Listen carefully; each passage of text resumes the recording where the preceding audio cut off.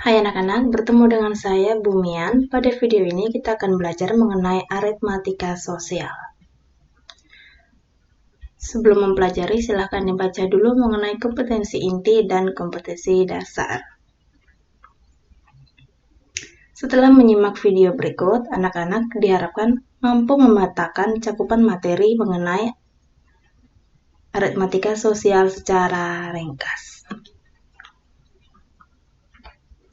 Aritmatika sosial.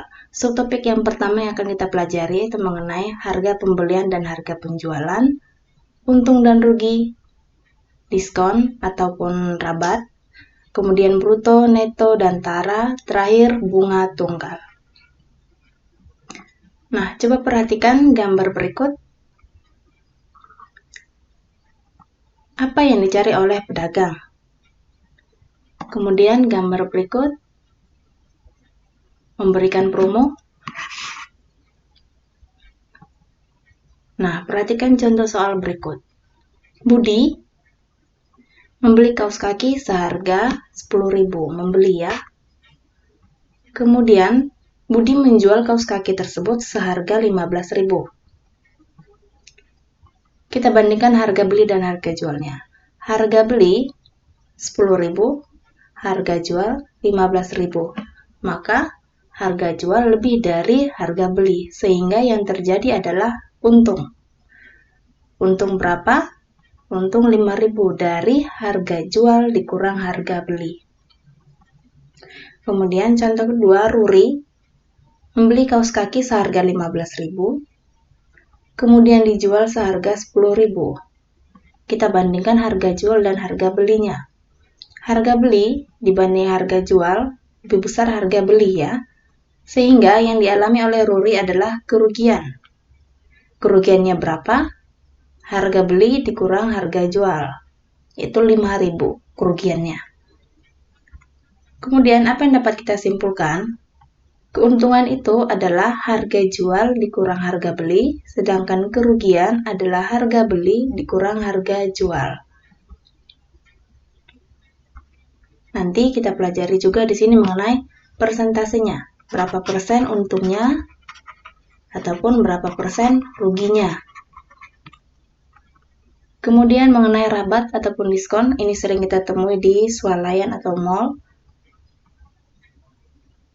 Persentase diskon. Persentase diskon itu rumusnya adalah berapa rupiah diskonnya bagi berapa harga semula kalikan dengan 100.000.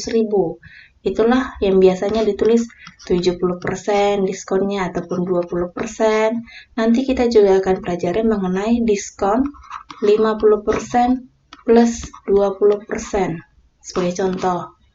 Maksudnya itu seperti apa nanti akan kita pelajari di sini. Kemudian, saya berikan satu contoh mengenai sebuah tas dengan diskon 20%. Ani membeli tas harga 120.000. Namun, harganya ya 120.000. Namun, dari toko memberikan diskon sebesar 20%. Ini diskonnya 20%. Yang ditanya, berapa harga yang harus dibayarkan oleh Ani? Berarti harga jualnya. Maka kita hitung dulu diskonnya itu ada berapa. Diskon atau potongan harga sama aja ya. Tadi rumusnya berapa persen dikali berapa harga yang tertera. Atau harga label saya sebut bisa saja. Saya ubah ini jadi 20/100 kali 120.000. Saya sederhanakan dibagi 100 dibagi 100. 12 kali 2, 24. Lalu nolnya ada 3. Apakah 24.000 harga tas yang dibayar? Tentu tidak. Ini adalah potongan harganya. Maka harga yang dibayar adalah 120.000 dikurang 24.000 sama dengan 96.000. Sebagai contoh. Kemudian apa yang dapat kita simpulkan? Potongan harga adalah berapa persen diskonnya dikali harga awal. Harga awal ini bisa nanti kita sebut sebagai harga semula ataupun harga toko atau harga pada label dan sebagainya. Kemudian harga yang dibayar yaitu ini harga awal, ini maksudnya dikurang potongan harganya. Paham ya? Kalau tadi harga yang dibayar itu adalah 96.000 dari 120.000 dikurang 24.000, seperti itu kan? Kemudian mengenai bruto, neto, dan tara. Coba perhatikan beberapa produk makanan berikut.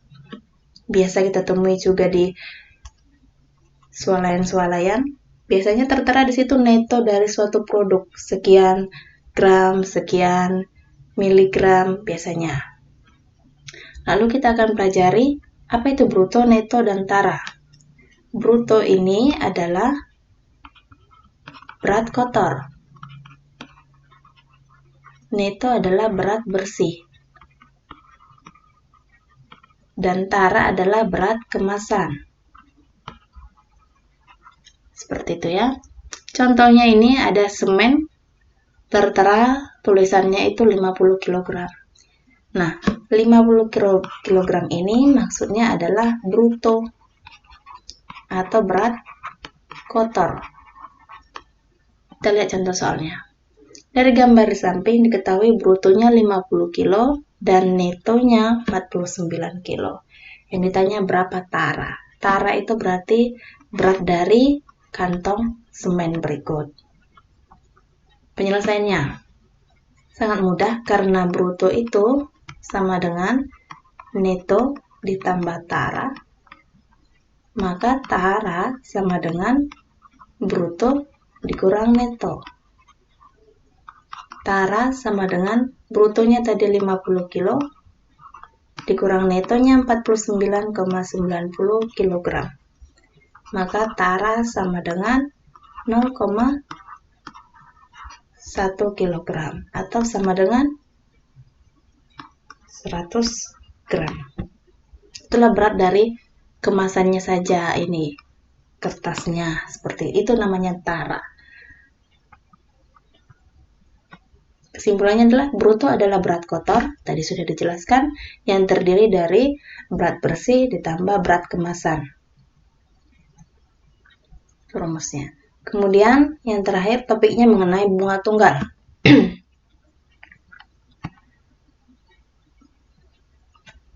Misalkan tabungan mula-mula itu saya buat variabelnya M, lalu bank memberikan bunga sekian persen, saya buat variabelnya P, dan menabung dalam waktu sekian tahun, boleh bulan. Maka pada bunga tunggal ini nanti rumus untuk menentukan bunga selama 1 tahun. Jika menabungnya atau meminjam uangnya selama 1 tahun menggunakan rumus yang ini. Namun, jika selama sekian tahun, ini tadi 1 tahun, rumusnya ini, kalau sekian tahun, saya buat T saja bisa 2 tahun, 3 tahun, 100 tahun. Nah, kemudian kalau sekian bulan berarti bisa 9 bulan, bisa 13 bulan, bisa 14 bulan, seperti itu. Kita gunakan rumus yang seperti ini. Kemudian jumlah tabungan seluruhnya adalah berapa tabungan pokok kita ditambah bunga.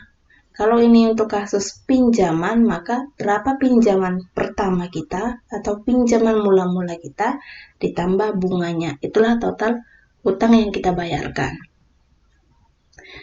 Nah, perhatikan contoh soal berikut. Kita buat dulu rumusnya. Bunga M dikali bunganya berapa persen, persentase bunga dikali tenornya atau berapa lama waktunya. Nah, ini uang tabungan Susi di bank berjumlah, ini adalah tabungan akhir, dan memberikan bunga sebesar 12%, itu sebagai P bunganya. 9 bulan ini sebagai T-nya. Lalu Karena ini 9 bulan, bisa kita ubah 9 bulan ini ke tahun dengan cara 9 per 12 tahun, ya kan? Atau bisa disederhanakan lagi menjadi sama-sama dibagi 3, 3 per 4 tahun. Seperti itu. Lalu kembali ke rumus ini. Kita hitung dulu selama 9 bulan ini bunganya sudah berapa. Gitu ya. Bunga sama dengan, karena ini M, tabungan mula-mula belum diketahui, maka buat saja sebagai M. Untuk sesuatu yang belum diketahui tidak apa-apa. Kemudian bunganya, persentase bunganya itu 12%. Dikali lama dia menabung, yaitu 9 bulan atau 3 per 4 tahun. Tadi saya menggunakan rumus tahun ya. Di sini saya gunakan yang ini. Kemudian teruskan bunga sama dengan tabungan mula-mula dikali 3 per 4 sama-sama dibagi 4, 3 jadi 9%. Atau bunga sama dengan M 9%. Lalu persennya ini saya ubah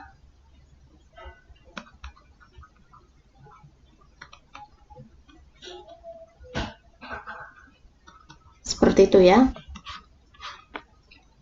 Lalu tabungan akhir. Tabungan akhir itu adalah berapa tabungan mula-mula ditambah bunganya berapa. Seperti itu. Nah, tabungan akhirnya kan 3.815.000. Ditambah ini yang ditanya, berapa tabungan awalnya. Dan bunganya itu 9M per 100.